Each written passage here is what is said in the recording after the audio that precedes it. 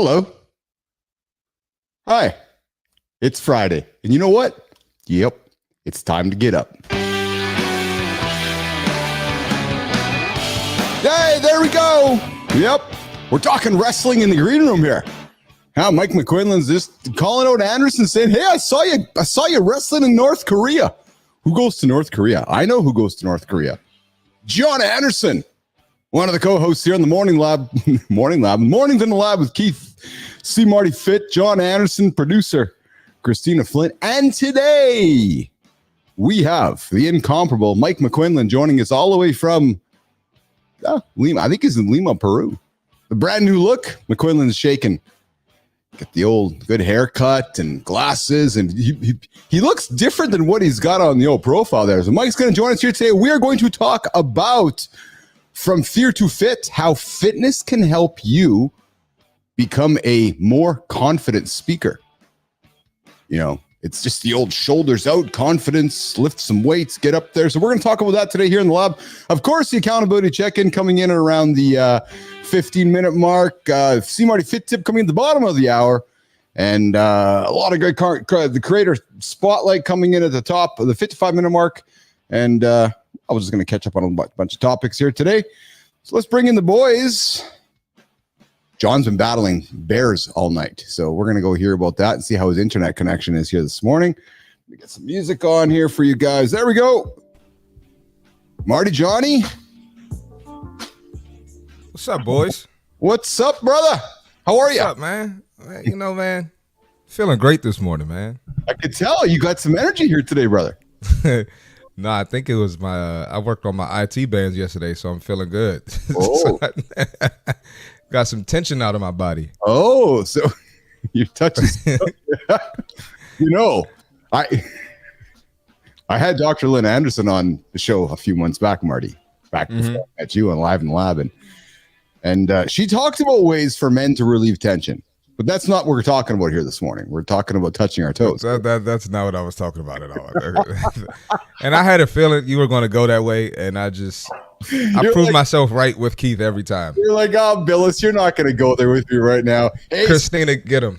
Let's bring producer Tina into the lab as well. We got Jon Andersen here too. Hey, so get him, Christina. Don't bring me into this, Marty. It's not just men. All people can relieve tension like that, folks. Yes.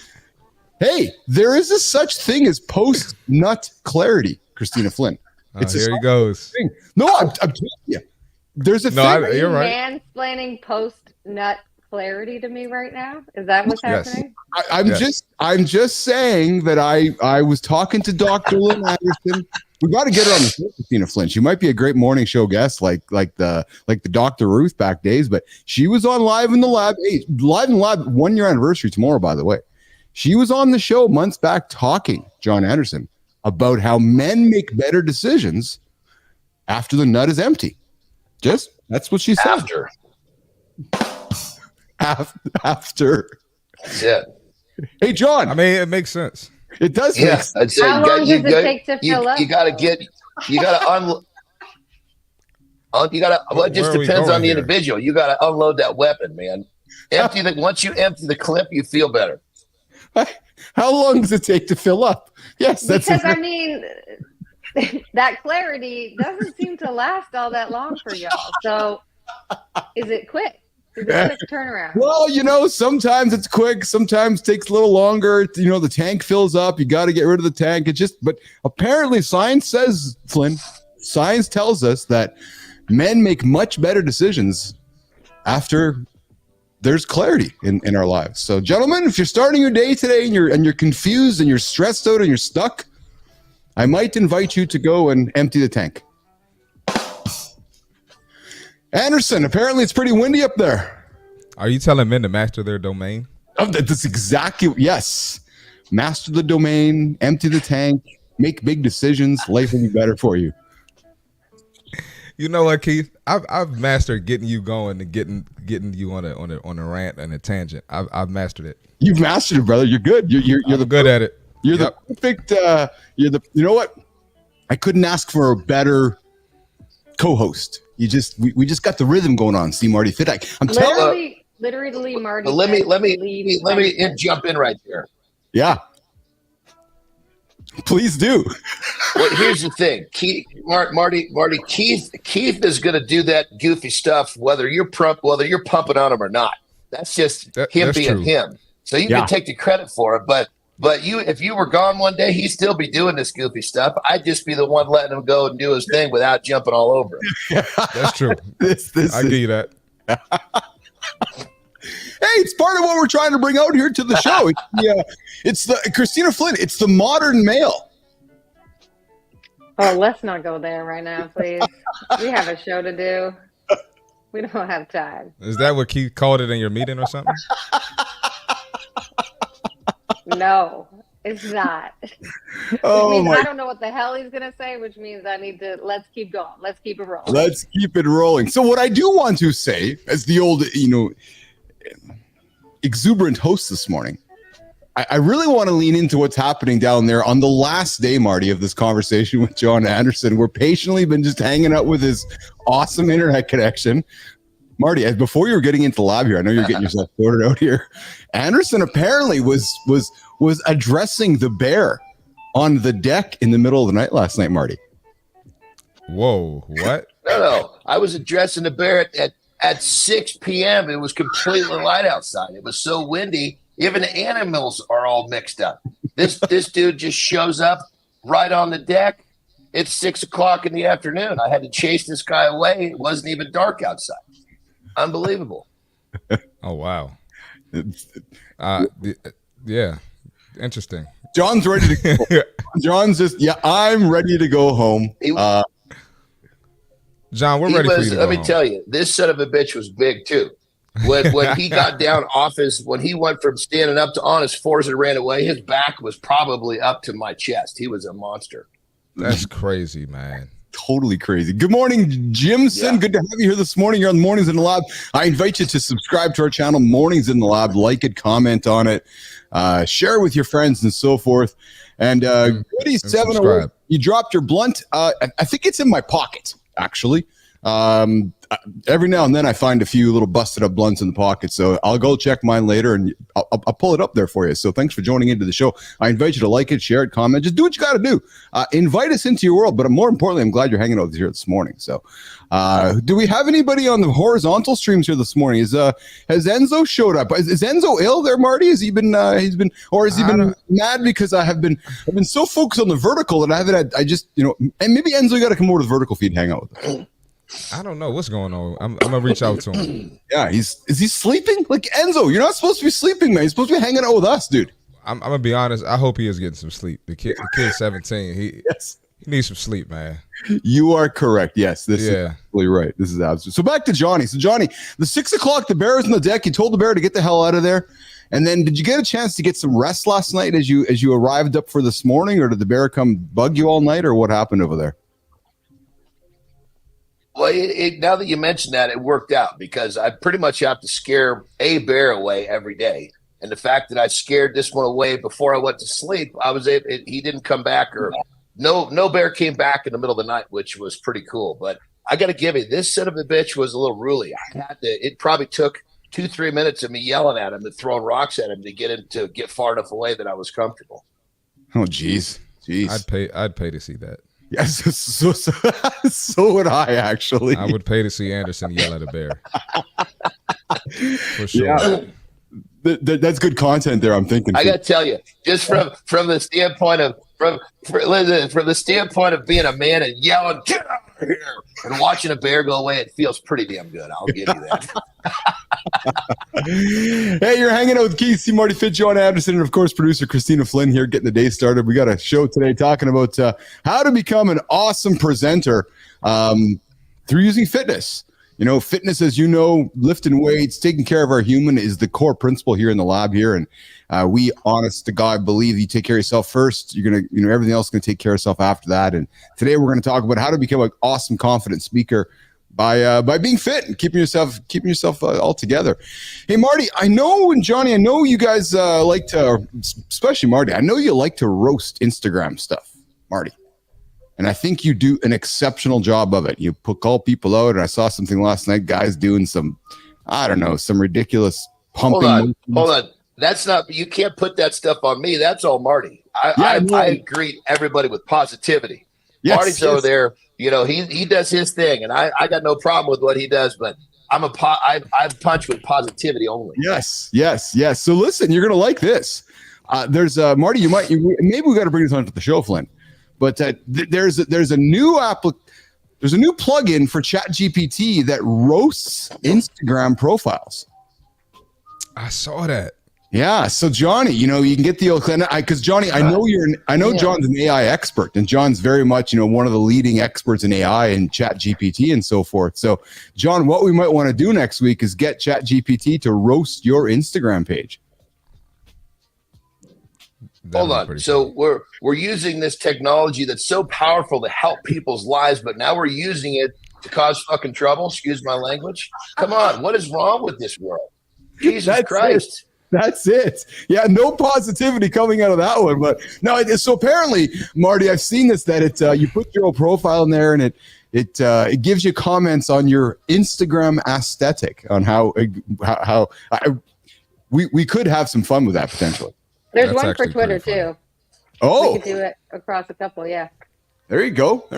Good morning. Good to have you here this morning. Good morning. Good morning. Good time. Good. You got too many goods going on. I just get a little bit confused here when it comes down to that. And hey, Christina, we got Matt Freed hanging out this morning. Good morning, Matt. Good to have you here. What's up, Matt? Hope you're feeling better. I think we got Freed joining us in the lab next week. And I don't think Freed's hung out with Andersen yet, has he?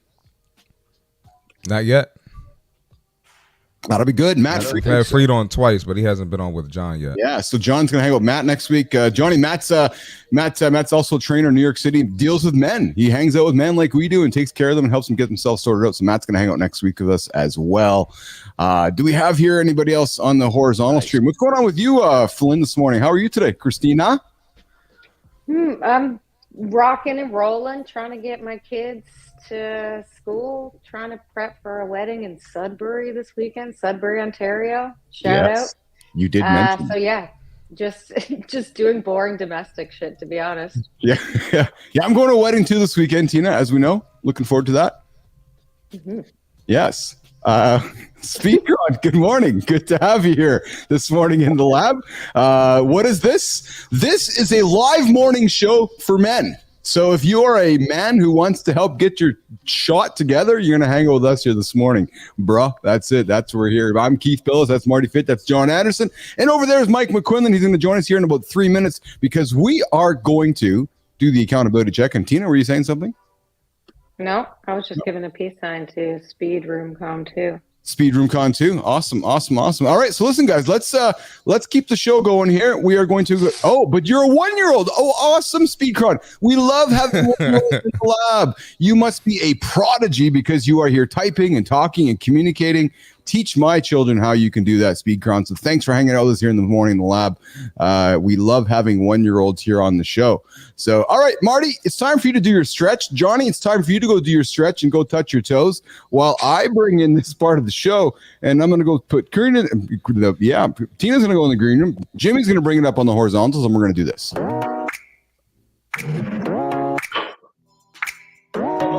Okay. Let's get that off the stage. Good time. Yes, good time. Yeah, clown.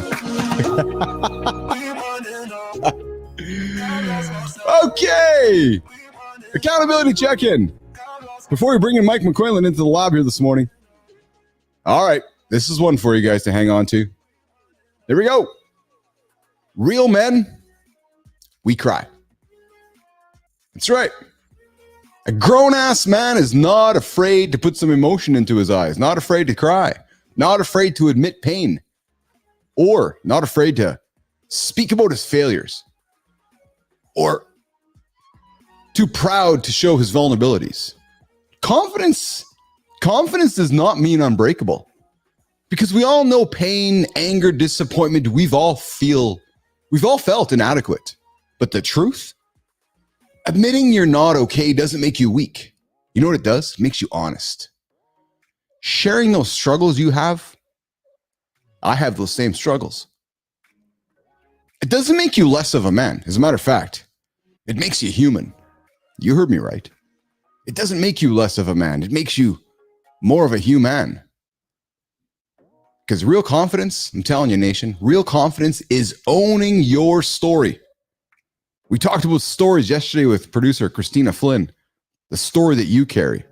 So I invite you to look in the mirror, look at that confidence that you have, own it. Own your story and all those scars that go with it. And the strongest people are the ones who don't pretend to be. There's your accountability check-in. And hey, as you're going through your day today, if you feel like you got to bring some emotion out, bring it. Don't hide it.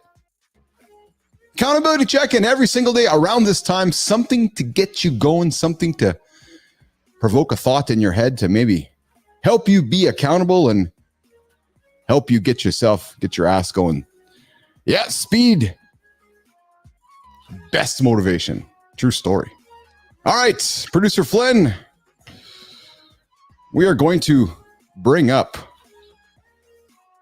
this guy, Mike McQuinlan. What's going on, Mike McQuinlan? What's going on, Mike McQuinlan? Oh, you're on mute, Mike. There he is.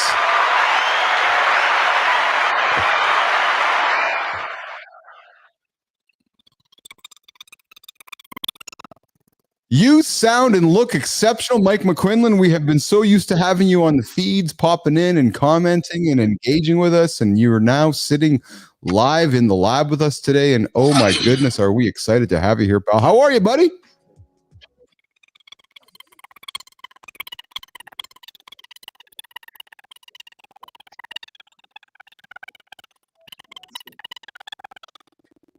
Good to have you. Awesome. So I'm going to pull Marty up on the stage. I'm going to put Christine in the back here for a little bit. We're going to put Christina back there, and we're going to bring Marty up on the stage. And we're going to do a little bit of intro with Mike McQuinlan. If you've been in the lab with us since the early days, this guy's not a stranger. You've seen him up in the feeds. You've seen him up in the comments. We've talked a lot about the business side, and we talk about the intersection of being a business and moving business and athletics together. So today, myself, John, and rock star Mike McQuinlan are going to talk about how developing and maintaining a regular fitness practice can actually translate in success to hard business skills like public speaking. Mike is a public speaker, gets on stage and communicates everything up on stage here. So we're going to get into that big topic today with Mike McQuinlan. But Mike, you're joining us from Lima again today, are you?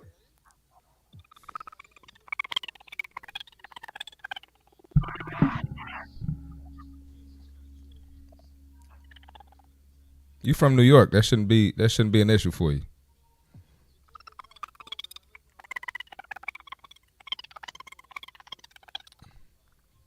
I understand.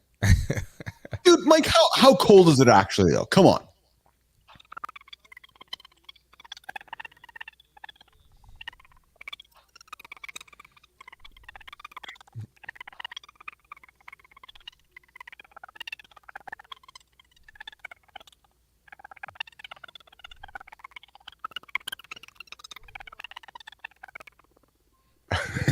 I got to visit.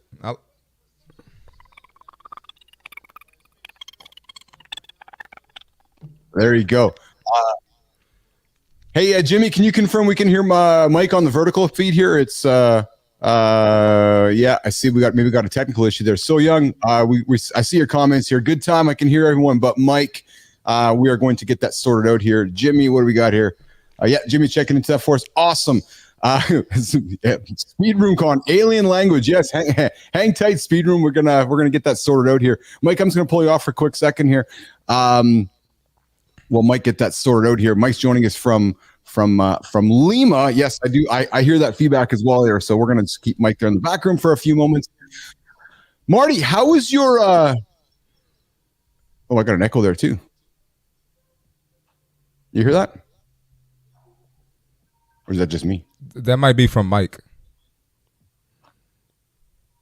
Oh, I'm going to do this here. I'm going to pull Mike off the stage.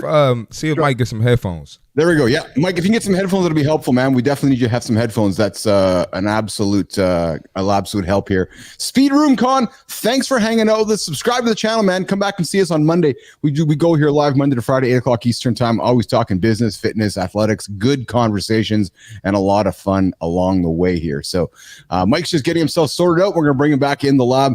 Hey, Marty, how was your stretch this morning? You did a little good stretch, you said, eh? Oh, yeah. So I stretch. I get to the gym early before my clients. I stretch there. Yeah. And I come back here, stretch while you do accountability, and then I'll stretch after my lift. Nice. Oh, Hey, yeah. Anderson, while Mike's getting himself sorted out, did you get to the gym yesterday, Mike, or Johnny, or what did you do yesterday? And you're on mute, John. What did you get done yesterday, pal? Yes, let me get unmuted. Yes, I went to the gym, had a killer workout. I spent a little time poking around in South Lake Tahoe, which is always nice. Nice. Yeah. So but it's been windy up here, man. I'm telling you. So I'm ready to go back to my primary house in California, where it's going to not be so damn windy, and I'm done with these bears too. I've had enough. It was fun the first couple days, but now it's like come on. Oh man, bears, eh? There you go. Hey, go ahead. Go ahead, Marty. We got Mike back on the show. I was about to say, John, you live in San Diego, right?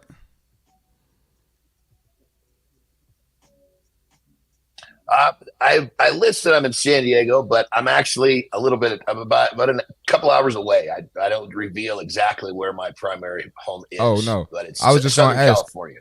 How long is that I'll drive say from? this: I'm on a private lake with about 55 homes, gated community, unincorporated, which means that doesn't even belong to a city. It's its own little entity. It's not a city.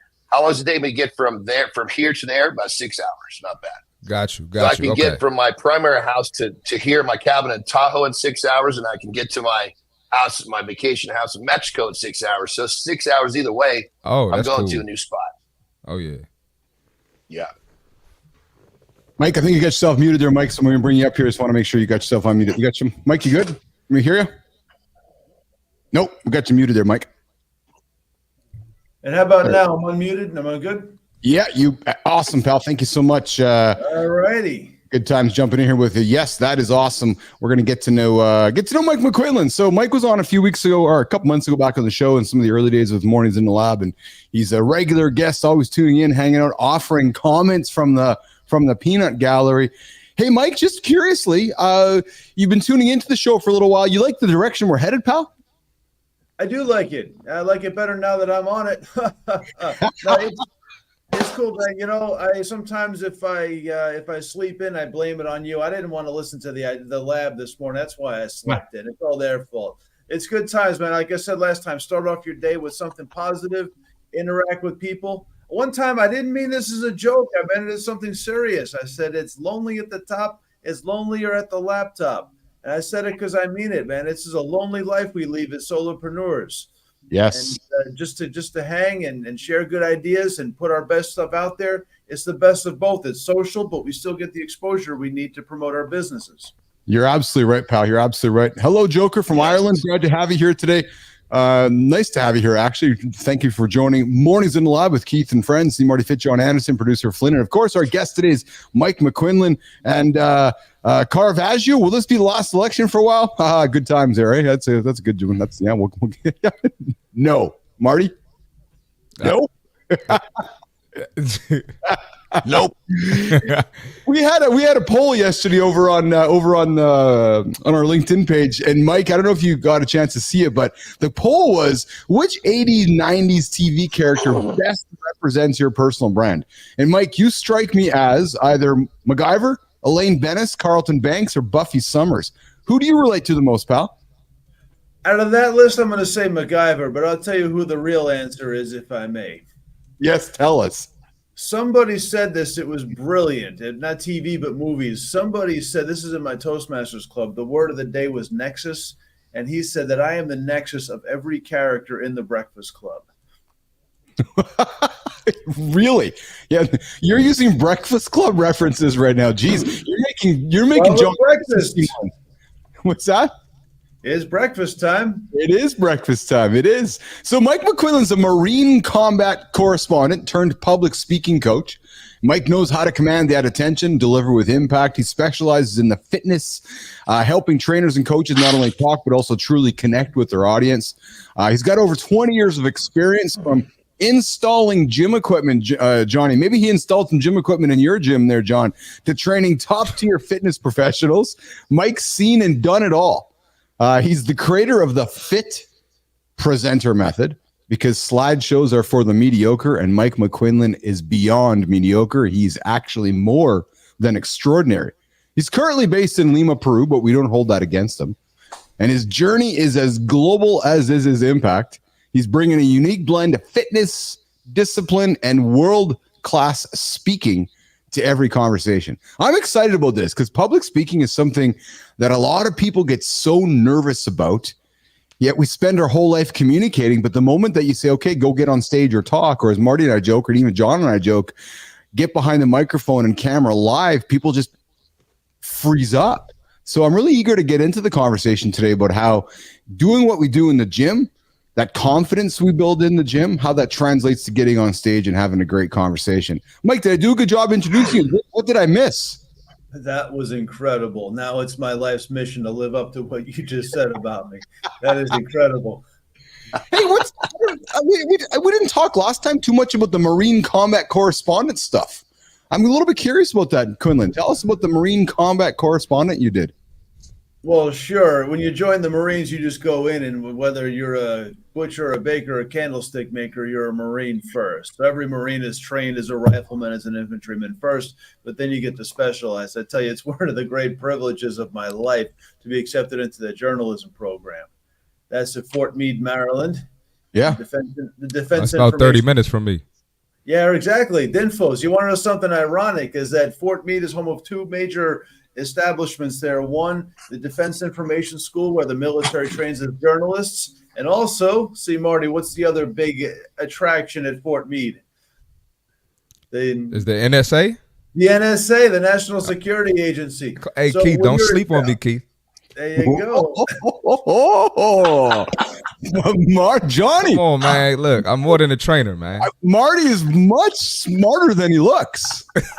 Whoa. Oh, yeah, we did a sound effect for that. That's Christina, get your boy. Go to work. Marty's actually a secret agent for the NSA. He just hangs out here every morning, then he gets in his car, his truck, he does some crazy ass videos, goes judges a bunch of people on Instagram, and then drives over to the NSA and puts his bat suit on and quietly does his job. Hey, Marty? You're just the agent. Hey, Mike, you said something I don't think I knew about. So, because I'm just the old Canadian guy here on the show. Do you mean when you join the Marines, true story here, not I'm being very serious here. When you join the Marines, every Marine has to learn how to be a gunner and infantryman, like an actual soldier first before you do something else. Is that true, Mike? Is that how it works? Absolutely. It's 3 months on Paris Island. Yes, sir. Left face, right face, form for chow. The whole Marine Corps experience, everybody's trained the same. You don't have a little thing on you that says, I'm an administrator, I'm a supply clerk, I'm a machine gunner. So everybody's trained on how to you qualify on the M16 first before you start thinking about what kind of specialty you're going to get. And then from there, you go to another, you do your infantry training, you go to the School of Infantry. Okay. And then, if you're going to be what they call an O3, which is the infantry field, you go to the longer training. And, of course, we're always launching barbs at each other. You grunt, you dummy. You pogue, always back and forth. But once that's over, then I went to Fort Meade, and I was there for 6 months to learn journalism, print and broadcast journalism. That's why I got these awesome headphones. Reel to reel, cutting and splicing with the razor blade, doing video. Oh, wow.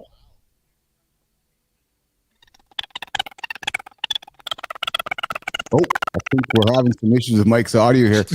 Yeah, a little bit. Hey, Mike. So, have you ever been in theater, Mike? Oh, we got some audio. Mike, I'm gonna get you to refresh your browser there, pal. I'll take Mike off screen there for a quick second here. You're hanging out with Keith. So we're going to get to the CMartyFit tip while Mike refreshes his browser here. An awesome morning with the internet here this morning with Keith Bill of CMartyFit, Jon Andersen. Mornings in the lab with producer Christina Flynn and producer Jimmy hanging out with us today as well. So Marty, let's do this. Let's go to the fit check-in, and then we'll bring Mike back on and keep the conversation going here. Yes, Mike, you do that, and I'm going to do this.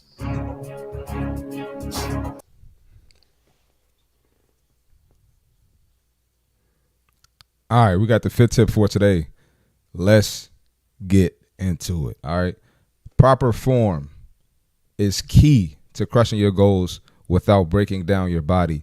Think of it like building a house. A solid foundation is everything. If your form is off, you're not just missing out on gains, you're setting yourself up for injuries that could keep you out of the game for weeks or months.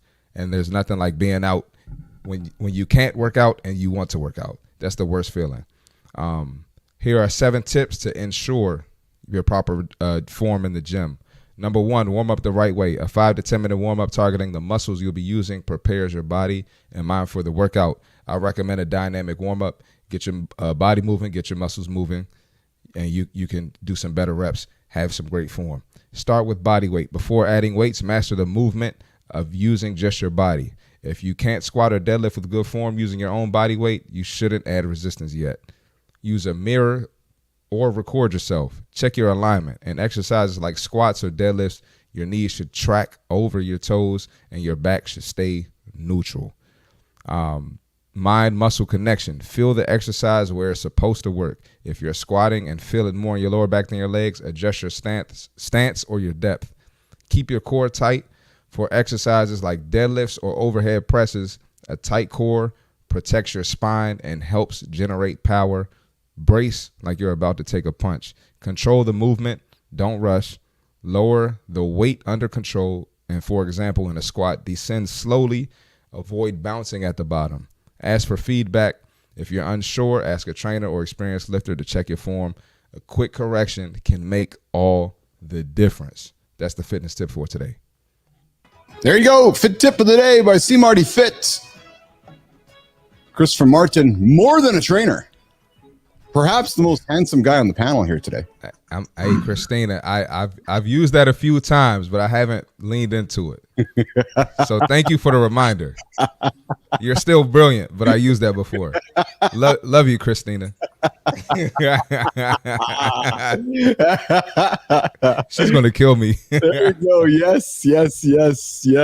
Jon Andersen, Keith Billis, CMartyFit, and of course our good friend Mike McQuillan joining us from Lima, Peru, where it's a balmy 100 degrees there in Mike's place. We're here to talk about how to use fitness to be a confident speaker, public speaker. Mike is an expert in public speaking, came from the Marines, was telling us his Marine stories. We're going to get into the main topic here, Johnny. We're going to talk about the connection between physical fitness and mental confidence. And John, I'm, you've spent a good part of your career being a performer, either being on stage as a bodybuilder or being in the ring wrestling, and somewhere in your journey, you gained that confidence that Mike's going to talk about today as being a speaker. So, Mike, let's begin this discussion today. Why fitness is crucial for confidence in not only public speaking, but elevating yourself to, doing some of the entertainment performance stuff that John did in his career. Mike. Hey, well, thanks for that. Exercise and fitness and movement. How are we good with audio? Good to go? Fantastic. Thanks, pal. Excellent. Okay. And one of these days we'll have a talk about the audio quality. I love to speak in public. I don't have to worry about all this technology stuff. Your exercise is an extension, is a form of self-expression of who you are. It's no mystery that some people prefer lifting heavy weights, some people like running, some people like yoga. It is an extension of who you are. I've done yoga one time in my life. I still don't know if I liked it or not. I just know I wasn't the same person when I was done for about 3 days. No twitches, no jitters, nothing. I'm like, what if I have left? I'm at this corner. That's my thing. That's my jam. And you just have to be an extension of who you are. So the more that you get in touch with how you like to move and how you like to be, the more you know how to express yourself. They're one and the same. Yes, very, very, very, very true. Johnny, we've talked about your journey from little chubby boy with the brown hair, and your journey up to, being on the stages and wrestling and bodybuilding. Talk about how fitness was crucial for your confidence when it came to doing public events. Johnny, talk about the early days, about where you leaned into fitness to help with your personal confidence. Jon Andersen. 100%. I mean, working on my fitness, building my confidence was like it was like the foundation for everything. Not just athletics. It was the foundation for me being confident, going up and shaking someone's hand, looking them in the eye, saying "nice to meet you." You know, it's almost, for somebody who hasn't really gone through it, it's almost kind of magical. And the fact that when you start to, and it's not just exercise, it's just this magical button. It's the fact that it's a process, and you feel the progress and the growth. And no matter what we're talking about, if you feel progress and growth in any staple of your life, it's going to change who you are. And, you know, everything from first as a pro strongman and then to a pro wrestler, pro bodybuilder. And I don't even think we talked about this, Keith, but I actually have started into speaking as well. So I'm really excited to talk to Mike. You know, I've knocked out a couple of keynotes at 45 minutes, which to me, that's amazing, because I've come from the world of being on stage for 10, 15 minutes in the ring. Now I get to be up there for 45 minutes. It's a rush, and I love it. And trust me when I tell you, one thing I guarantee I do before I speak is I get some exercise. Yes. It's quite incredible, isn't it, Mike? When Marty, when you lift a few weights, you get that blood pumping up in the shoulders and the chest, and just it's like John said, magic. The chest goes out, shoulders go back. It just gives you a little extra energy to walk on stage, doesn't it, Marty? Mike, to then speak those words out of your mouth. It's the same as anything else. You've got to get your body up to a certain level. Nope, I got to pull Mike down here. Mike, we're having some bad audio issues with you here, pal. We got to figure that out here on your internet there. Marty, I'll throw it to you, pal. So, you've been on your journey, athletics and so forth. Talk about where you've gained confidence doing public speaking coming from the gym and how that's helped you. Yeah, so the thing about confidence, first of all, you get confidence from accomplishing difficult tasks. And the gym is that. It's not easy to go in there and lift. It's easy to say no. It's easy to dodge going up in weight. It's easy to dodge a lot of things in the gym. So that builds your confidence. And the gym carries, the way you carry yourself in the gym, it carries on to other areas in life for most people. And so as far as speaking, even like going up to shake someone's hand, like Johnny just mentioned, I'm more confident, with that pump, with just the way I feel, endorphins released, not feeling stressed out.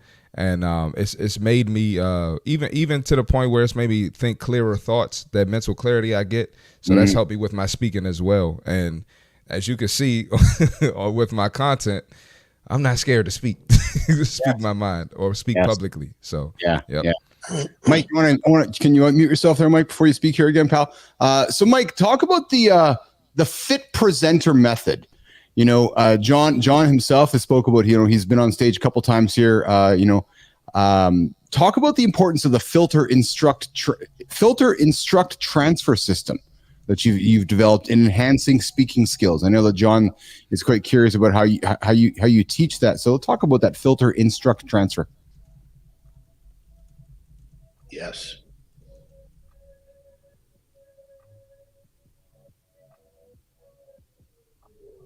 I can't hear you, Mike. On mute. Yeah, Mike, you're on mute. There you go. No, Mike, you're muted on the vertical mic.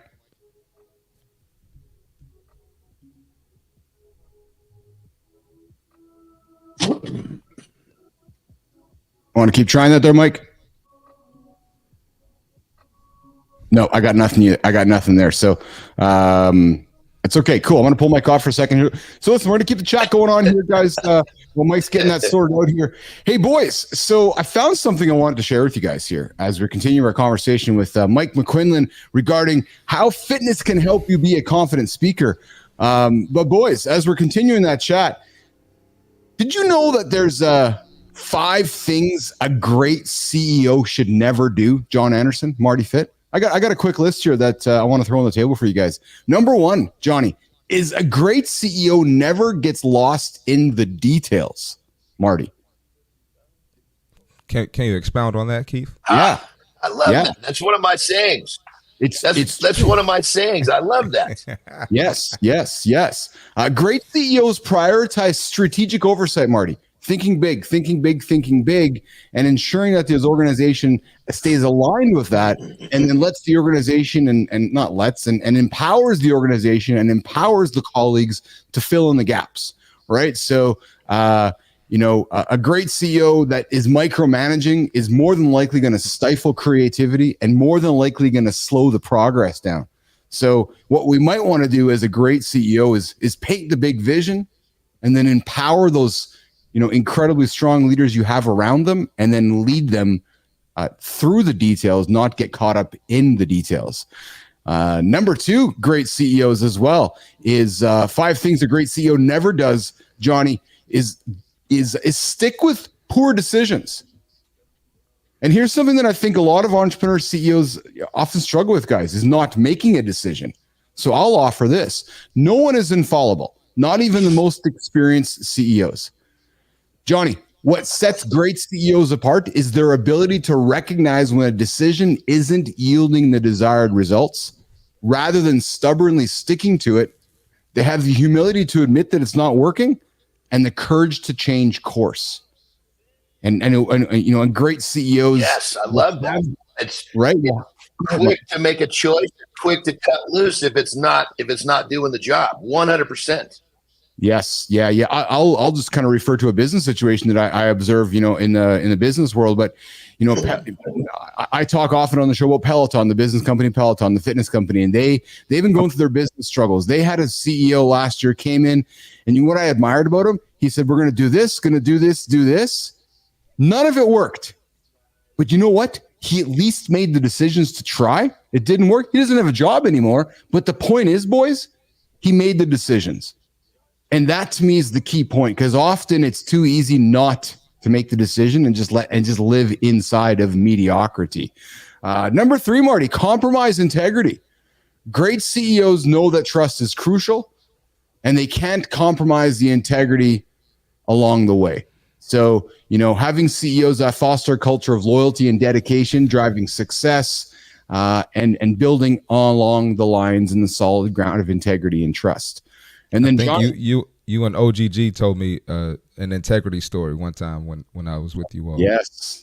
That's what it's about, right? It's and I saw a post yesterday from our good friend Alana Sparrow, Marty, and it takes a long time to build integrity and trust, and within seconds it can be wiped out with something that can wipe all that out. So losing composure under pressure. The mark of a great CEO is their ability to remain calm and composed in the face of adversity. John, yes. Like yourself with the bear yesterday, right? When challenges arise, that you didn't let your emotions drive the decision. Instead, you approached the bear objectively. You made a rational decision, and you moved on with it, right? It's easy to lose composure, but a great CEO will 100%. And here is the saying that I have that fits this perfectly. I love it. Some of this stuff is like, these are some of my own little mantras that I live by. Yes. So we cannot control what happens around us, but we have 100% control of how we react and how we behave to what happens around us. And that's exactly what you're talking about. Absolutely. And then number five, that's that 5 things a great CEO never does is the 5th one is become overly dependent on the approval of others. Great CEOs, great leaders understand that they cannot please everyone, and they do not let the need for approval dictate their actions. They're confident in their vision for the company and are willing to make decisions that are in the best interest of the organization, even if it means facing criticism. And an example I would give, through my experience of being a leader and being a CEO in situations is when it comes to making the tough ones, especially when it comes to making the tough ones with employees and colleagues, gentlemen, is having the courage to make the decision for the 400 employees that are working for you, instead of for the one that you might have to make the decision about. Meaning that if you have to let somebody go, or if you have to make a change in your organization, what you're really doing is you're saying, I got to make a decision for the whole company. not about this one human there. And that's sometimes a challenge because often we're like, well, I don't want to affect Marty, so I'm just going to not deal with Marty. Yet you're letting the other 400 people down in your organization. You really got to make those decisions what's best for everybody. And that's really, my recommendation on five of those tips of being a great CEO. So, and Cam's back on the show, which is awesome. I love having Cam here on the show. Good to have you here, giving up your comments. And Real Deal Prime is here today. Hey, Real Deal, I saw your comments yesterday. I know you had a good lift. I think you banged out shoulders today, but yesterday. So good to have you here as well. Good time. And we are going to check Mike's audio here and his microphone here in a second. We are here talking about how fitness can help you become a confident speaker here. Mornings in the Lab with Keith CMartyFit, Jon Andersen, and of course, our guest, Mike McQuinlan. Where's Mike here? Let's bring him back up here. There he is. That's Mike. Mike, you good there, bud? Nope. Let's get your audio up on the vertical, pal. Nope. He might have to go into settings and change. All right. If he, I gotta go ahead there, Marty. I understand Mike's pain. I get it, Mike. If you can hear me, I understand your pain. When I started this thing was way over my head too. So don't sweat it, brother. That's all good. It's all good. It's all good. Let's continue our conversation about how to be a confident speaker by using fitness to move you in that right direction. So, Marty, let's lean into creating a balanced routine. Fitness meets public speaking. So designing a fitness plan that supports those speaking goals. Marty, you said, or Johnny, both of you guys, what would you advise somebody who's about to get on stage later on in the day? What would be some simple tips you'd say, hey, before you get up there, if you're struggling with your confidence, if you're struggling with your anxiety, what might you suggest they do before they get on stage? John, I'll start with you because of the delay. You said yourself, you've done a couple big speaking engagements, 45 minutes a piece. Did you do anything yourself before you got on stage, Johnny? Would you do a lift? Did you go to the gym? What did you do to get that blood in your vessels and get your confidence rolling? Well, there's two parts to this answer. So the first part is before I was getting ready to go, all I did was just move. And I basically broke a light sweat, changed my physiology, my brain chemicals were firing, I was focused, I was ready. But I think from my perspective, what gives me the confidence to speak, especially now in a keynote setting where it's 45 minutes, is it's not just what I did before I went on. It's the fact that I don't miss. I've been doing this for decades. And when people look at me up there speaking, they say, okay, this guy clearly has a formula for success based upon, the consistency and the repetition. So it's more than just what you do to get up there. It's living a life that people look at and go, okay, I need to listen to what this guy has to say because he's doing some shit that I've been unable to do. Yes. Yeah, that's exceptional. Mike, you there, pal? Let's hear you, buddy. Nope. You're still muted there on the vertical. Not sure why that is. And Cam, you missed the start of the show there, Cam. To answer your question, there's a certain science around having clarity after a situation. So yes, before you go on stage, creating clarity might assist yourself with going on stage and enjoying the experience here.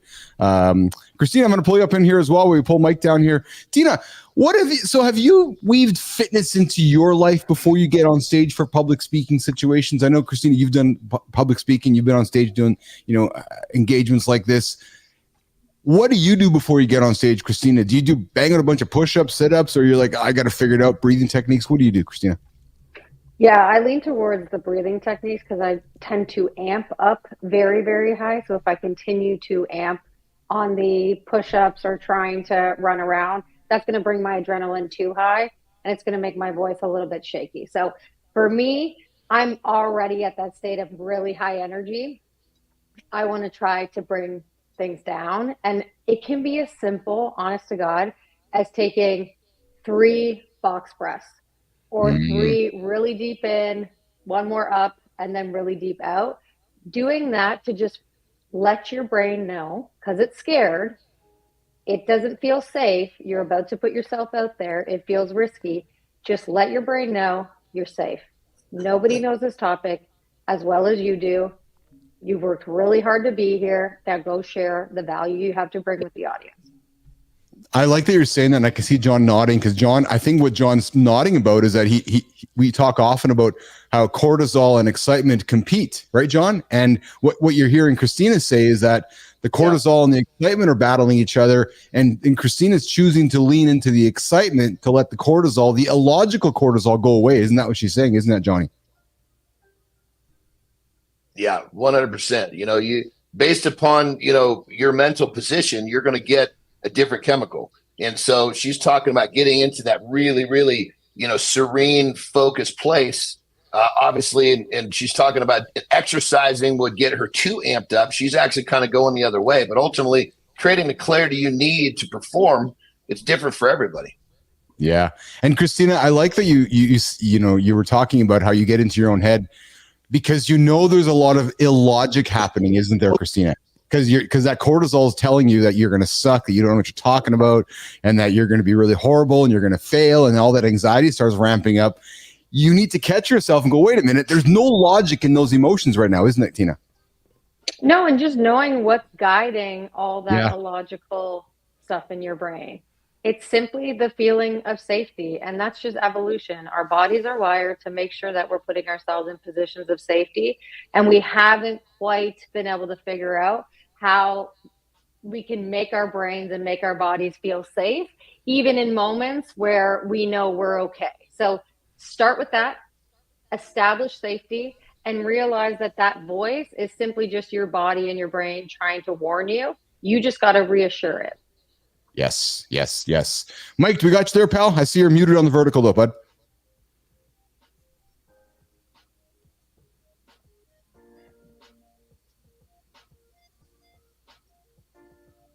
Nope. I can't wait to hear Mike speak, man. I hope he gets this thing worked out.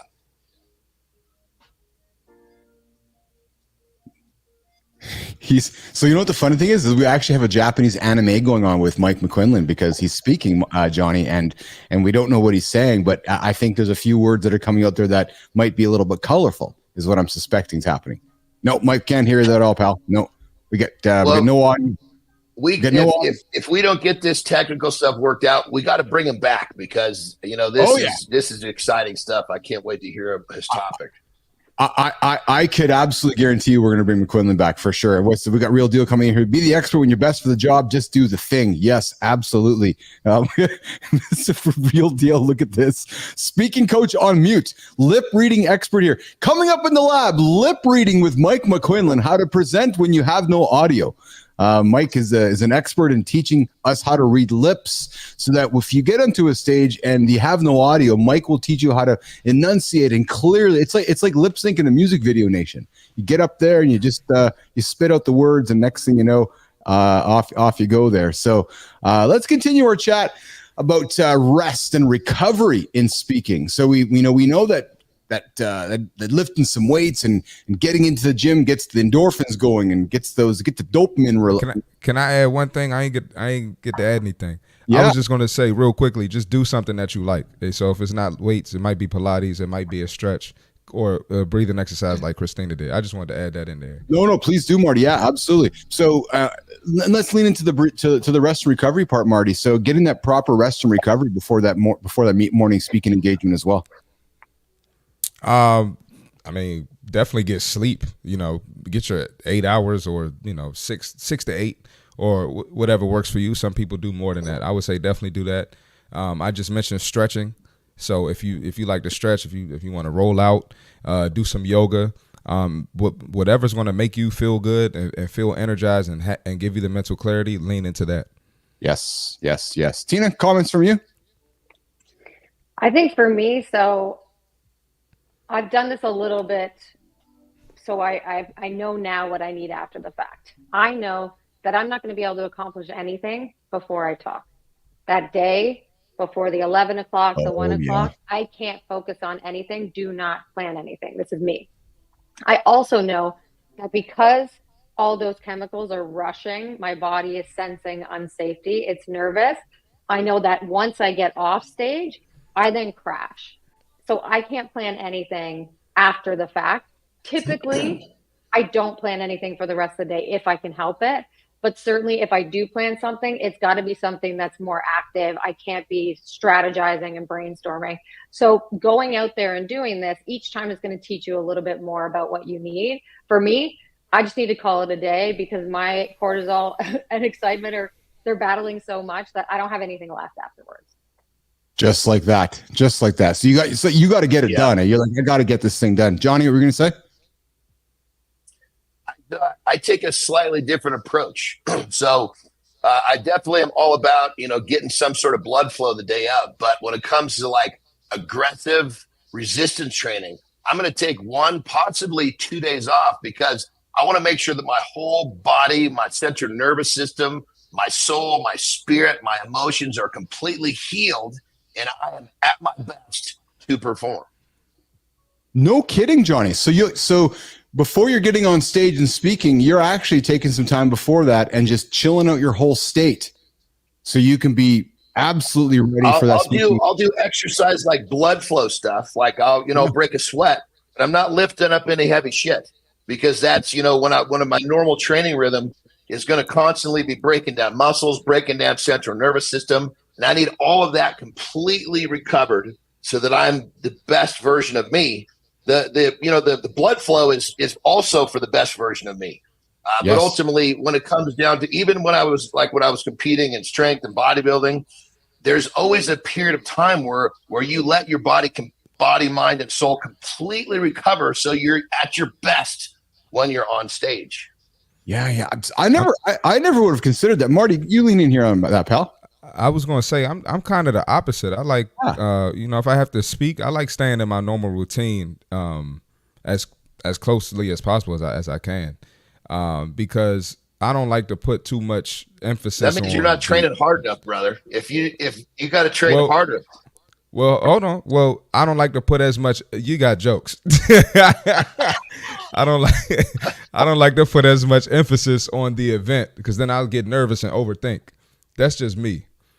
But everybody's different. So, but Marty, I'm actually leaning into this with you, pal, because 100%. Because I like to try to keep as much of my routine as well, because I know how I feel after I get a good lift or spend some time in the gym. I want to take that emotion from that moment and take it right onto stage and let that emotion continue. I got to be honest, John, I never considered it through your point of view, but I can see what you're saying in many ways, because if I really enjoy getting my lifts in or spending time in the gym.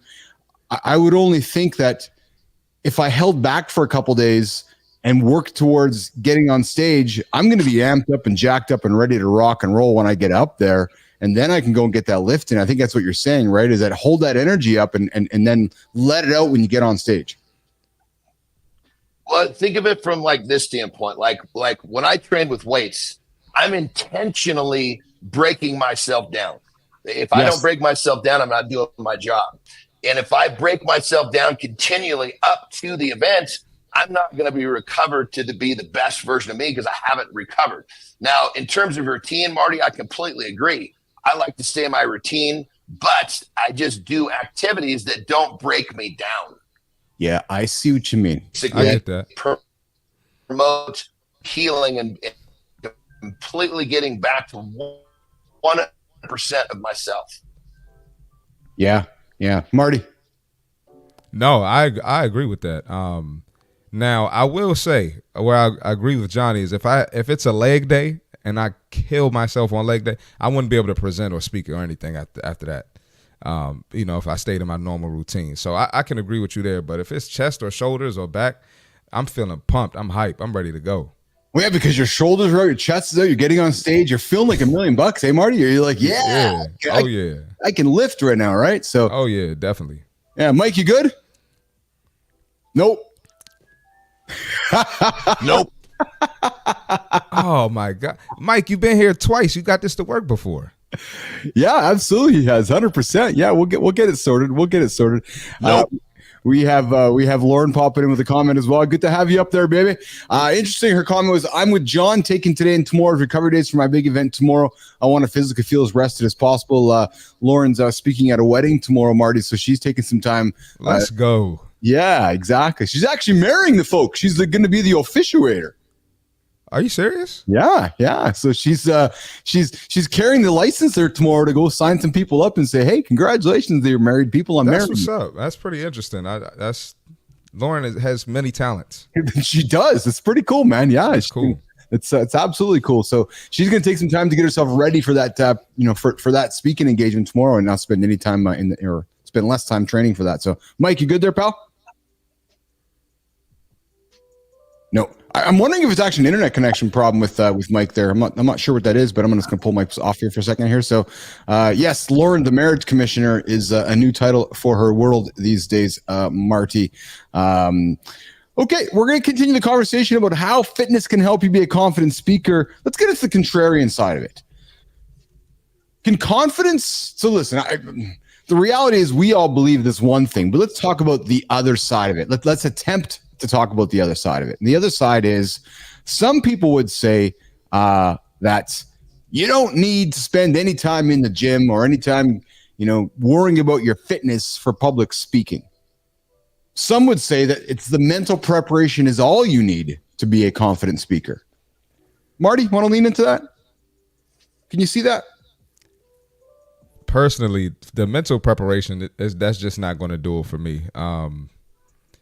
I got to be there physically. I got to be feeling a certain way physically, and I'm sure there's some people who only need the mental preparation, but me being active, being an athlete my whole life, and just feeling better when I move, like I mentioned, even in the fit tip, if I'm hurt or I can't move my body how I want to, I'm done mentally.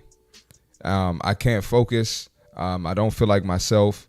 I don't feel as energized. I'm not as confident. So for me, I can't just focus on the mental. I got to get some physical movement in. That's just me. Yeah, I'm the same. What about you, Johnny? I think what we got to do is we need to help everybody understand what we're talking about, just to make sure we're talking about getting on stage physically with a live audience, not filming a video for social media. Filming a video for social media, that's not part of the equation. So let's really make sure we're defining public speaking. We're talking about getting your butt up on a stage live with a live audience. That's all this preparation is for that. It's not about turning the camera on yourself, doing a selfie video. So that being said, it's a very, very different setup, because as a live performance, you're not just speaking. You're speaking through your language, your body language. You're speaking through your voice. You're speaking. I mean, you're giving off an aura, and that's what makes that live performance go well, when you're able to draw those people in with how you're communicating. So I just want to make sure everybody understands this is not filming yourself for social media we're talking about here. No, this is getting on stage and being a big boy, big girl, and having a big presentation, getting yourself organized for it along the way, right? So that's absolutely what we're leaning in here today. Let's lean into the idea of injury. So you got a big presentation, you're going into the gym before that presentation or the week building up to that, and you get injured. Not a good thing. Marty, I know you're a big injury guy. And not it's not a good thing. So not only would that throw me off mentally, I don't know if you guys have seen, I do this when I speak. I move my hands a lot. I can't help it. I like to move. So like if I have a shoulder injury or something, that's going to throw me off, because now I'm not even in my natural state of talking. I just like to be animated when I talk. So I would consider maybe canceling. Maybe John will call me soft, but I don't know. But that's just me. Well, hold on. Let's see. Let's define this as well. See, there's a difference between, are you hurt, which means you banged yourself up and it's a pain in the ass to move your arm because your shoulder hurts, or are you injured, which means you need to go get fixed. So if I was injured and I had to go get fixed, meaning a surgery, outside possibility I would cancel. I'd rather be up there on a cane than cancel. That's just me. But if you're hurt, hell, we're hurt all the time. If you're training and pushing yourself, you're always a little banged up. So I think, and that's another one to kind of really help people understand. There's a difference in terms of hurt or injured, and what's the line in the sand of do you continue or not? And I think that comes down to a personal preference. I think for me and who I am, If I'm injured and I'm like literally, say, a few days away from a surgery, me getting up on stage, actually, that's part of who I am. I don't miss. I'm consistent no matter what. Unless somebody cut out my tongue, I can still talk. I'm going to get my job done. So John called me soft. Just a little bit more. No. I didn't call.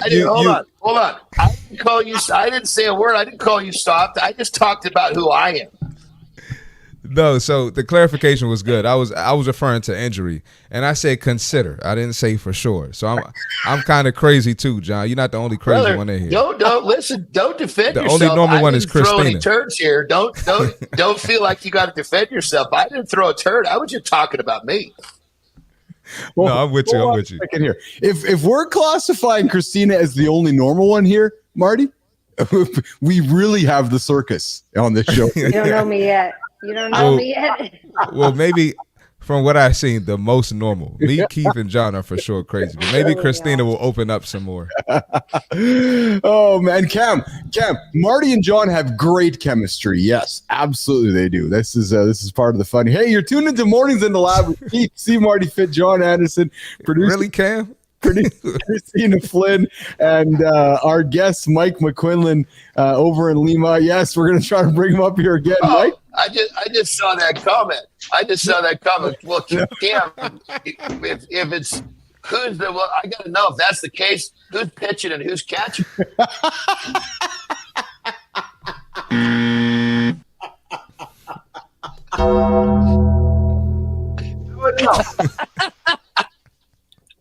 How about now?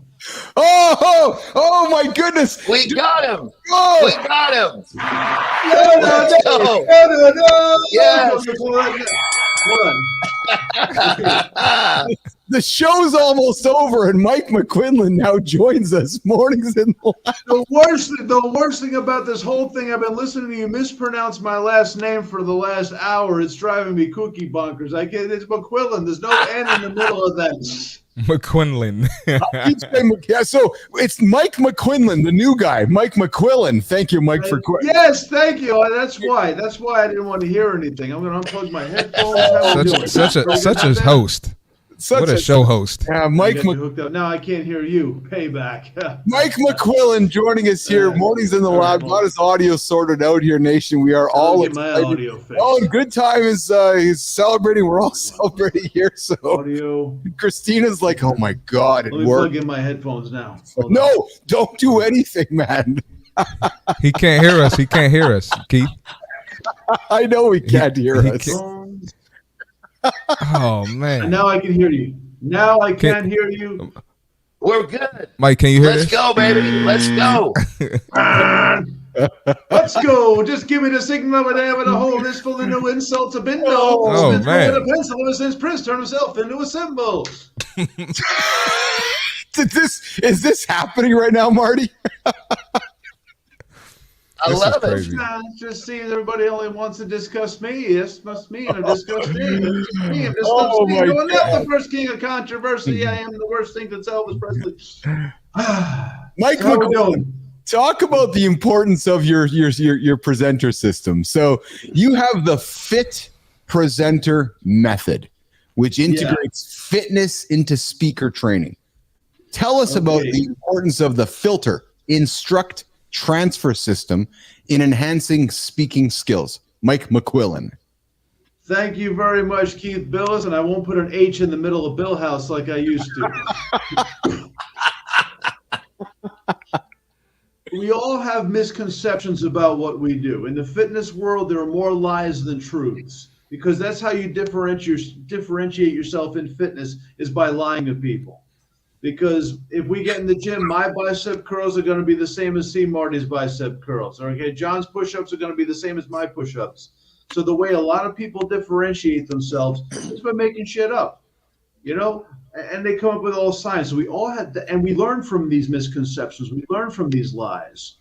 So instead of saying, well, I'm the only person who knows everything, and saying, well, I'm right and you're wrong, what you want to do is address the audience's misconceptions And you do that by acknowledging that you don't know everything either. And you start with a misconception that you've had about fitness. And I ask that question whenever I interview somebody for a job as a trainer. Tell me one misconception you've had about fitness and it's been cleared up through your experience. And you won't believe how many people are not willing to answer that question. Misconceptions being, oh, I've always been right. I don't trust people who claim to know everything. So when you get up and speak, it helps to put out a misconception. I used to believe that golf was a zero impact sport. It's a light stick. It's a small ball. How bad can it be? It's not professional wrestling. How bad can it be? Until a client of mine came in, twisted up, saying, "Hi, Mike, what happened to you?" Golf. When you bring that learning experience, your learning experience onto the stage with you, that allows the audience to be vulnerable. Then you can call out some of the things that they might believe that are not true. And where does filter come from? There is a grain of truth within the myth. So filter is to filter their misconceptions from their background knowledge. Show respect to what they already know. So rather than say, this is one of the things that drives me nuts as a speaker. I'm glad I'm a little agitated talking about this. When people say everything you've been taught is wrong, or forget everything you know. Well, if I forget everything I know, why am I listening to you? A better strategy is to acknowledge that they bring a certain background knowledge with them, but they also are likely to have misconceptions. So the F in the FIT system is to filter their misconceptions from their background knowledge. Show them that even when they're wrong, they're still right about something. That's the filter. As for instruct with stories and examples. So many people think that storytelling is kind of a deviation from the lesson. This story about our audio mix-ups this morning, this is a real story. Anytime you talk about podcasting, I'll tell you, we hyped up Mike McQuillan. I even went through the effort of saying his name the right way, and for an hour he was muted because he had his microphone issues. That's a story, and it's a lesson. Instruct with stories and examples. As long as that story has a lesson within it, and well, we'll get to the T in a minute. As long as there's something teachable in that story, that is the lesson. Okay, I go nuts when I see people, next slide, next slide, next slide. Oh, that reminds me of this one story. And you see the audience get excited and say, oh, but let's get back to the presentation. No, the story is the presentation. And that's the I, to instruct with stories and examples. And the T is to transfer the lesson. Give them a carry-out message. If I tell you stories, and this one time in boot camp, you're not going to remember the whole story. So you make sure you package that up into a phrase that's 10 words or less so that they can actually repeat what you say. Because if you don't, they're going to distort your story and they're going to say, yeah, John talked about hunting bears in North Korea or something. They're going to distort your story. But if you package it up in a nice phrase, they can carry it out exactly as you tell them to. And then transfer. Did we lean into transfer, Mike? That's what it is. Transfer the lesson. In other words, turn it into, let them become the teacher.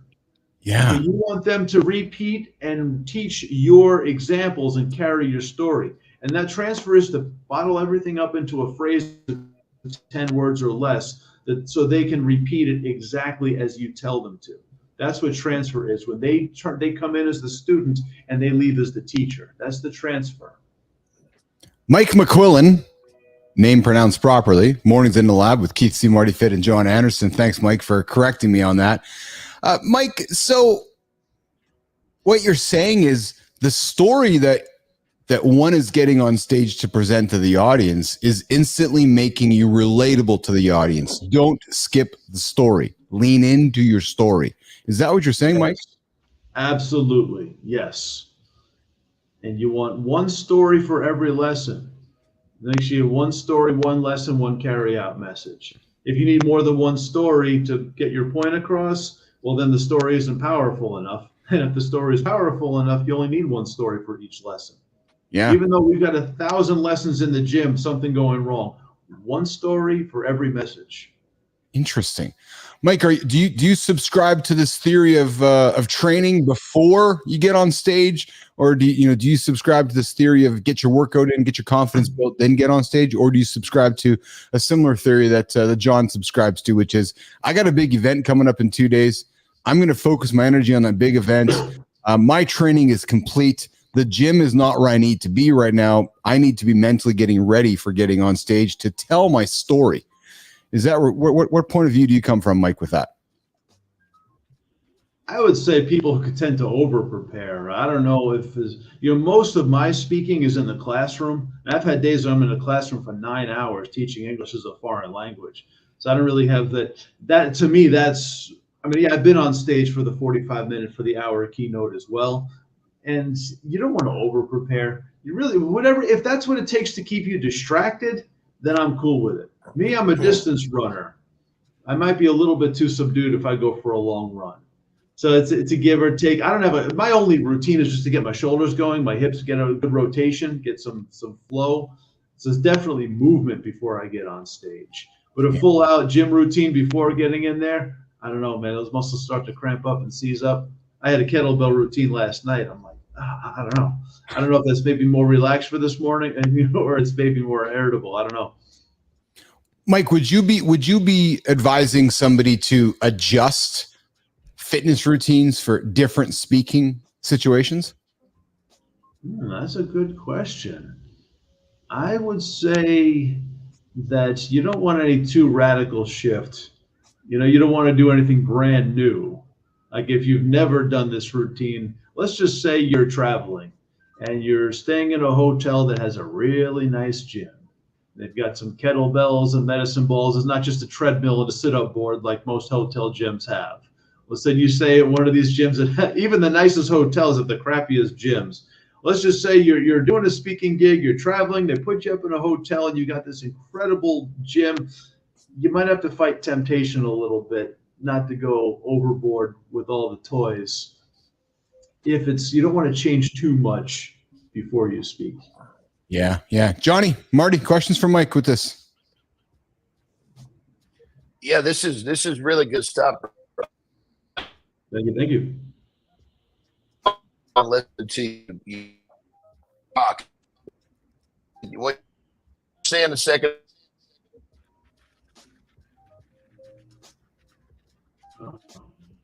I feel your pain, John. I think we're losing John there. Yeah. Okay. Hey, Marty, question from you. I got one for Mike. You got one, Marty? Yeah. So somebody who they have a speaking engagement or a live speaking event, and let's say they're super nervous. Would you encourage them to work out? Would you encourage them to try that, to maybe break out of that nervousness, give them some mental clarity or anything like that? Here's what I have to say about nervousness. First off, being nervous is the best thing about public speaking. Think about how many people have no reason to be nervous about anything their entire lives. One of the reasons why people are so nervous is because they don't know what to say. If you said, Mike, we're going to have a talk about quantum physics, go. I get nervous, not because I'm afraid to speak, because I don't know what to say. So if that workout stimulates ideas on what to say, and you get I get a lot of my best ideas. I bring a notebook to the gym with me. So if I get any kooky ideas when the adrenaline starts going, I write it down. I do that too. I use the note app though. I'm a little younger than you. You millennials, I tell you. I'm old school, man. I got pen and paper. But either way, you get some ideas, write it down. It might not make sense when you get. So if it stimulates ideas, I say absolutely. As far as being nervous, I want to give you a little hack on being nervous when you speak. And this is, you want to use your anxiety as an asset. So if when you get up there, oh my God, then tell a story where you are genuinely afraid in the story, where you as a character are afraid. You're going skydiving. You're going to face Kim Jong-un and you're wrestling or something's going wrong. You're fighting a bear or something's going wrong. The more nervous you are in the story, you can say, yeah, so I'm at the edge of the plane and they're like, okay, 10 seconds to jump. And I don't know. If you're legitimately afraid while you're telling that story, it's a better story. You don't want to see, there I was at the edge of the cliff and boy, was I nervous. That's really good advice, Mike. I never considered that because, when the way you started the conversation of tell stories because people want to relate to your story. Well, if you're scared shitless, tell the folks that you're scared shitless, and here's the story I'm telling. And what you're saying is more than likely that audience is going to lean in and relate to you, aren't they, Mike? An audience will forgive a nervous speaker. They won't forgive an arrogant speaker. They will forgive a nervous speaker as long as you're well prepared. I can tell you a story. What got me started on this journey was a wrestler, a college, I'm not going to say who it is, a college wrestler. It wasn't Dan Gable, but somebody's very good. That's all I'm going to say, a big name. And he spoke at the awards banquet when I was in high school. And his opening line was, guys, I'm not a very good public speaker. No, that's not okay. You got to show some confidence even if you're nervous. So tell a story about being nervous. And say, this kind of reminds me of the time I had to go wrestle a kid and I was 14 years old and real skinny. This kid had muscles and chest hair and tattoos and a pretty girlfriend. And, you're afraid when it happened, bring it on stage with you. As your confidence picks up in the story, your confidence picks up as you speak, your audience will feed in, you'll feed off your audience, and then you'll forget all about it. So in light of the technical difficulties we've had here, Mike, this morning, that is an exceptional piece of advice. And I want to lean into that because so many people are scared to get on stage. And what we're essentially telling them is, yes, embrace that, get on stage, tell the audience that you're scared because everybody in the audience is probably scared too because they're nervous too going, I got to get on stage. So with you admitting it, we now have a connection, Mike, because I'm like, okay, well, Mike's telling me he's nervous. I'm going to lean into his story. And I've immediately lowered the bar on my expectations for you too as a speaker, haven't I, Mike? Well, let me say that. Now, you don't want to start off with, oh my God, I'm so nervous. But you want to convey the feeling. So even if your voice is you want to get past it. You want to instill confidence in your audience. Yes. So to say, oh my God, I'm so nervous. I don't know if I can do this. You don't want to do that. But just the sound of your voice and just a little bit of tremble and just that way you feel, and your voice might not come across booming. That's enough to let the audience know. And you can kind of hint that, this kind of reminds me of a book that I read when a 15-year-old king was being coronated and everybody's, it's just something. I don't know, I came up with that one. But you don't have to say it, but just the feeling comes across, and that's good enough. Yeah. Good Time comes in with a comment here, and I can't imagine this situation, boys, but Good Time says, I had an old boss that froze up and had to leave the event. And Good Time says, I felt so bad for him. Man, I can't say, Mike, you had those experiences before, Mike, where somebody's had to actually leave? I am on a mission. I am on a mission to shatter the false hierarchy that says business leaders are the best speakers. They are not. Okay? The idea that the management is better speakers. There's almost a premium that having no personality all of a sudden makes you more dignified. And the manager, it happens all the time. Every job I've ever had, my status, my esteem went up just by getting up and speaking. It could be a minute. But when you get up and you show out and you stand and you show that confidence, your status will go up. Now, I'm sorry that the manager was afraid, but he should have called me and that problem wouldn't have happened. Mike, the contrarian side of all this, does somebody need to be a physical fitness person, go to the gym, take care of themselves to become a better speaker? Mike McQuillan, fit presenter. I know that's what you're selling, but let's talk about the opposite side of that. Talk about the contrarian side. Somebody saying, nah, I don't need that. I'm good. Well, everybody has their own process, and you don't want to upstage your audience. You want them to live through your presentation. So no matter what you do, you don't want to come across as, listen, we're all fitness people, and we all have our credentials. We all have plenty of stuff we can brag about.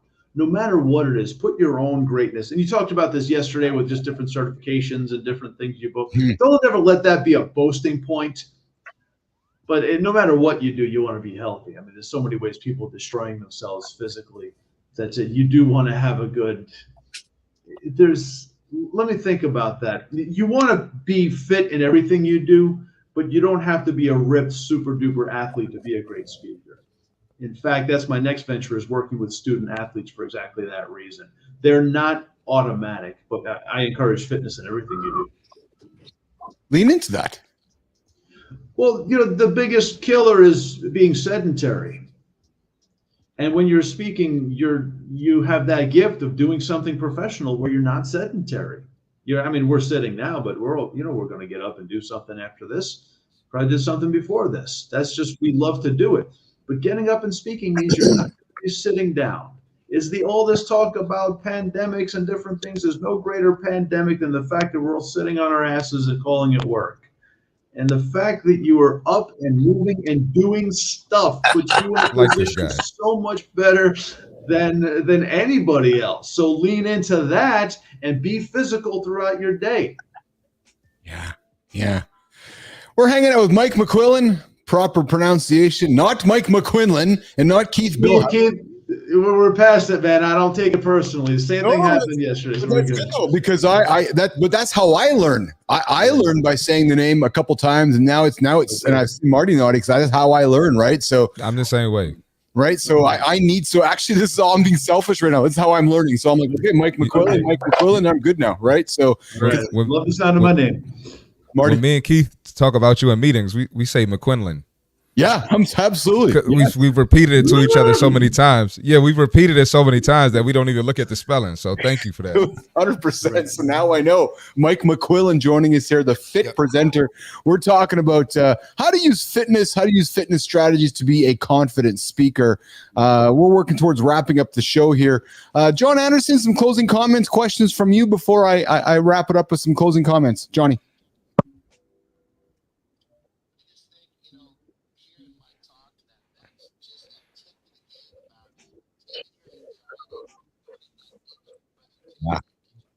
Yes. I think, hearing my anxiety and putting that into your presentation, that is looked at as something that you're trying to avoid. He's saying embrace it, use it.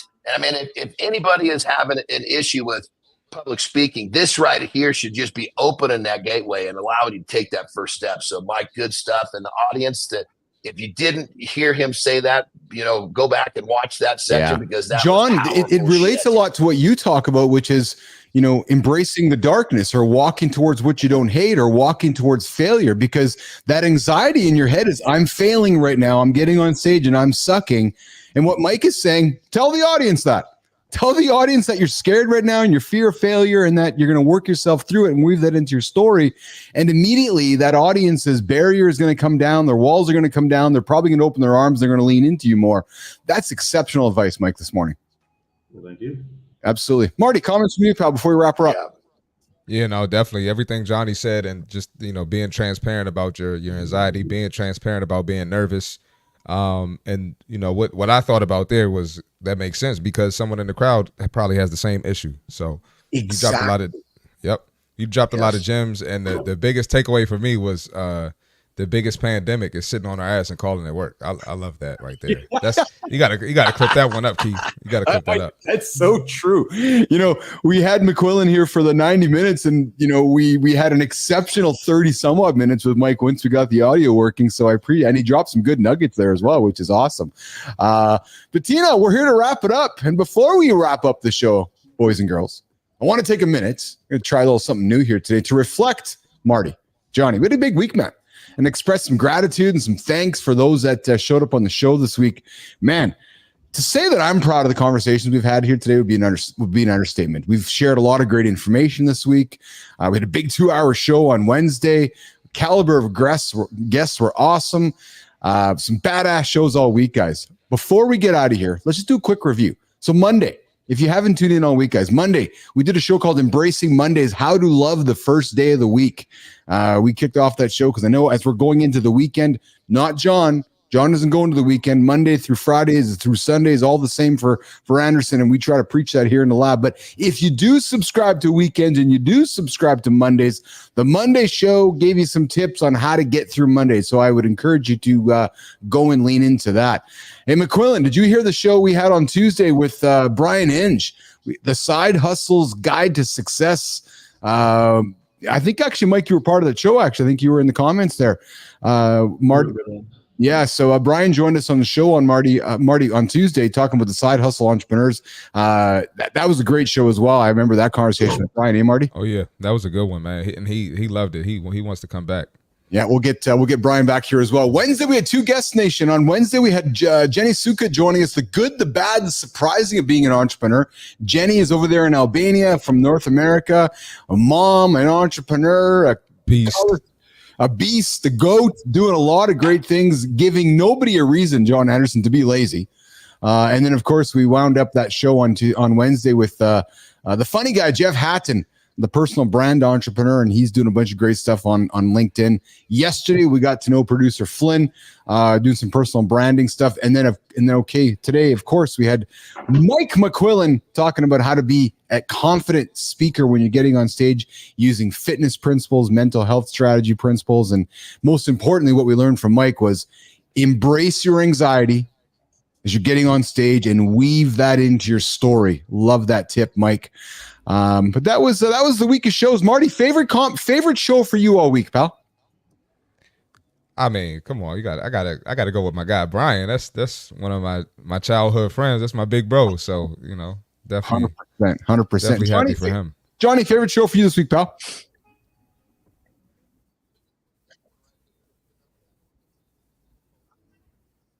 I'm going to go with this one right here. Even though we had a lot of technical difficulties, the stuff that Mike brought to the table was powerful shit, and that are problem free. Yes. So I'll lean into that last comment. I can assure you we're going to have McQuillan back. He's a guest of the show, friend of the show. We'll have him back often. So, Mike, we're going to get you back to continue the conversation. For me, was two things. I really enjoyed yesterday's show. Yesterday's show had a lot of energy, had a good pace. We had a lot of good information, a lot of good nuggets. But I also very much enjoyed the last 30 minutes of this. Mike, I can't tell you how much I really lean into that comment. I enjoy public speaking. I have no problem getting on stage. I don't have much anxiety when I get up there on stage. But I love what you just shared, because I know when I get up there, there's people in that audience that are nervous going, I could never do that.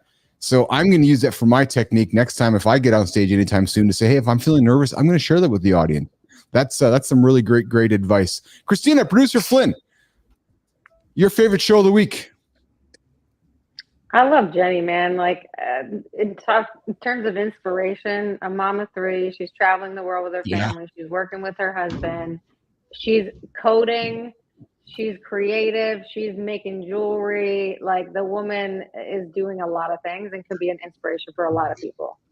Yes. And Mike McQuillan, I know you've been hanging out all week, pal. I know you're in the feeds. I know you jump in, you jump out. You're a busy guy, and I certainly don't expect you to spend as much time with us as you do. Very, very grateful for that. But did you have any, other than our conversation today, Mike, anything pop out, on your radar from the week, or even last week, or any time recently, Mike? You're like, yeah, I like that guest. I like that show. Well, yesterday was cool. I listened to a lot of it yesterday. It was a really good conversation. You get to know people on a human level. Yeah. I enjoyed Monday was cool.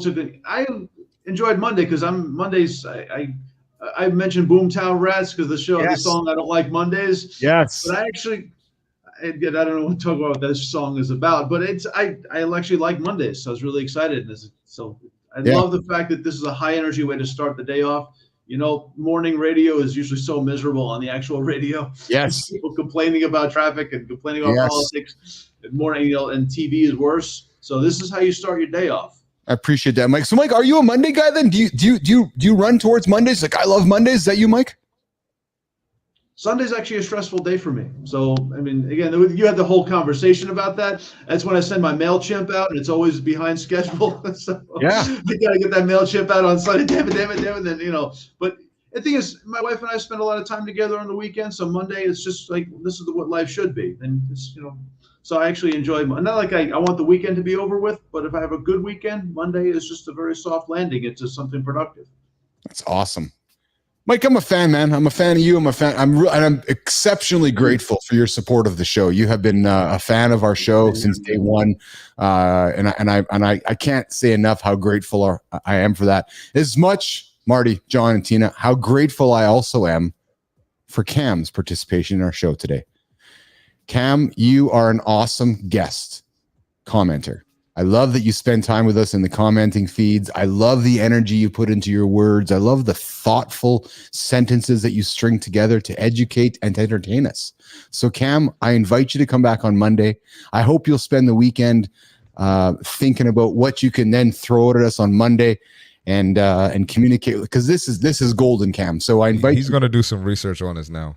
It's awesome. I know it's awesome. So it's gonna get personal. Yeah. So Cam's gonna come back on Monday and throw some zingers. And we make Cam cry. That's awesome. But the thing is, the fact that Cam is choosing to spend time with us is what makes me extremely happy. So Cam, thank you for that. Thank you to So Young. Thank you for everybody else that showed up in the feeds here today. Manny, Good Time. Who else we got here? Lauren popped in as well. Real Deal popped in as well. Hey, Real Deal, if you're still listening in, I want to know what you're doing for your lift today. LW Fragrance, I appreciate you joining in as well. Who else we got here? The Joker from Ireland joined us as well. Caravaggio joined us as well, wondering what was going on over there. And of course, Speed Rom joined us as well. Guys, Matthew Freed joined us as well. We're gonna head out of here. I got a busy weekend coming up. Johnny, you're heading back to the homestead. When are you getting in the car and heading back? You heading out today, tomorrow, Sunday? When are you heading back, pal?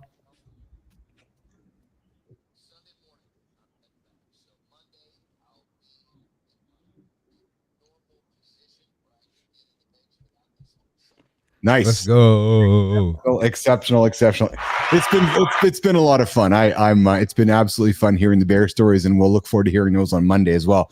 Marty, what do you got going on for the weekend, buddy? Monday, honestly, I don't know. I got a stretch appointment, and that's about it. That's all I got right now. Oh, podcast tonight. Tune in. Good. Tune in to CMartyFit Podcast, one of the most entertaining fitness podcasts you will find on YouTube. Go find CMarty and go tune into that. You'll have some laughter, and go bring your liquid death and hang out with Marty there in his lab, and he'll there we go. He'll give you a cheers on the show there. So, and Tina, you're off to Sudbury. When are you heading out there, kid? Today, tomorrow, Sunday? When are you heading out? Today, heading out there for the weekend. We'll be back on late Monday. Nice. Safe travels. And I myself am heading out to some wedding stuff as well. Going to escort my beautiful, lovely Lauren, and she's a marriage commissioner this weekend, so that's going to be a lot of fun. And McQuillan, you're hanging out with your wife this weekend. What do you got going on, pal? This weekend, I'm recording. Listen, I've got this really exciting project, Speaking Skills for Student Athletes, and we've got this NIL online boot camp, and I'm making a video for that, Speaking Skills for Student Athletes. The wife is going to be busy the first half of the day, so I'm going to get a lot of recording in, make sure my microphone works, because on my system, my microphone works all the time. So I'm going to be recording in the morning, then writing out that awesome MailChimp. So get on the mailing list and contact me. You want to know how to do that, so you get your tips for Sunday morning, get your day started off, your week started off the right way. Yes, and how can Business Athlete Nation find you, Mike McQuillan? Fitpresenter.com. That's fit with a dash, FIT-presenter.com. Awesome blog material, and check out the blog, and also find me on LinkedIn. Yes. And Mike, I'd love to have you come back and talk about what you just talked about, what you're putting together for those NIL students, for those name, image, likeness, college athletes. And I'd love to hear about that, actually. Yeah, I'd love to talk about that, and also the importance of speaking for fitness professionals. We talk fitness to help you in speaking. Now, speaking to help you in the fitness industry is also an awesome topic. Let's do that. We'll bring Mike back for that conversation in the coming weeks. Bring Mike McQuillan back in the lab to keep the dialogue happening. Former Marine guy, former journalist. Now he's out there teaching people how to speak and help live better, more productive lives. Mike McQuillan, thanks for joining us, pal. You guys are awesome. Thank you so much. Thank you so much. Business Athlete Nation, you guys have a great weekend. We'll see you on Monday, 8 o'clock Eastern time. Like, comment, subscribe, share. The show continues on Monday. Come find our channel, Mornings in the Lab. Come subscribe to it and have a good time. All right. Cam, we'll see you on Monday. Nation, we'll see you guys Monday. Johnny, Marty, Mike, Christina, we'll see you guys. Have a good one, Nation. Ciao.